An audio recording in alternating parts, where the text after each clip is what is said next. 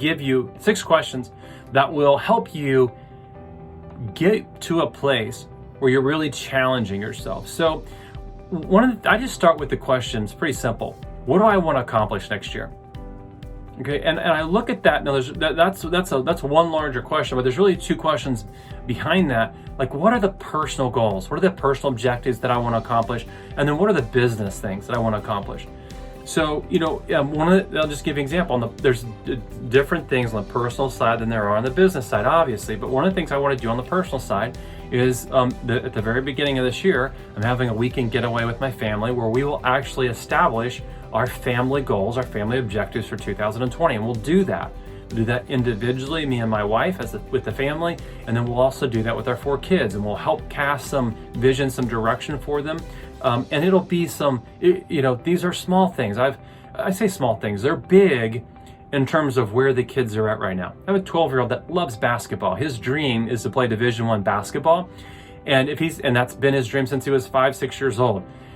He works his butt off in that space. And so one of the things that I will do is actually help him plan, like what's the next year going to look like for him around that? What are some of the objectives and goals that he has in terms of growing himself in that particular area?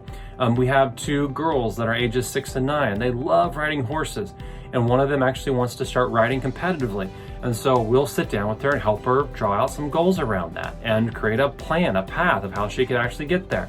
And so we just try to incorporate them into this goal setting, this casting vision, dreaming piece that I'm very emphatic and very passionate about myself.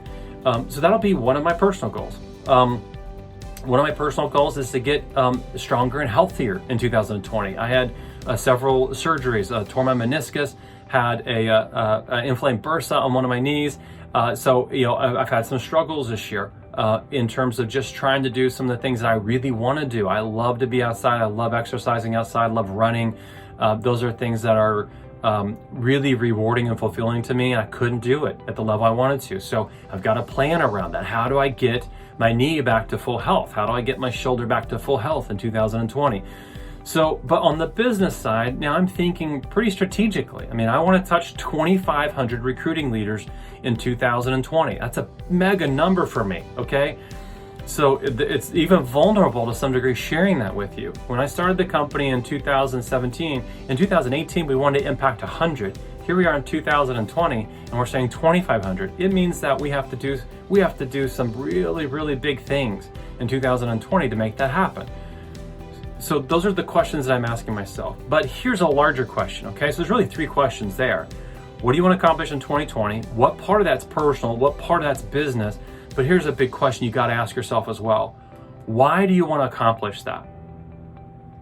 Why is it even important, right? You might be asking yourself, like, why is that even important? Let me tell you why that's important. If you don't know why you want to accomplish that, where will you get your inspiration? If it's just a finish line and you cross that, like, what will be the inspiration to stretch yourself any further?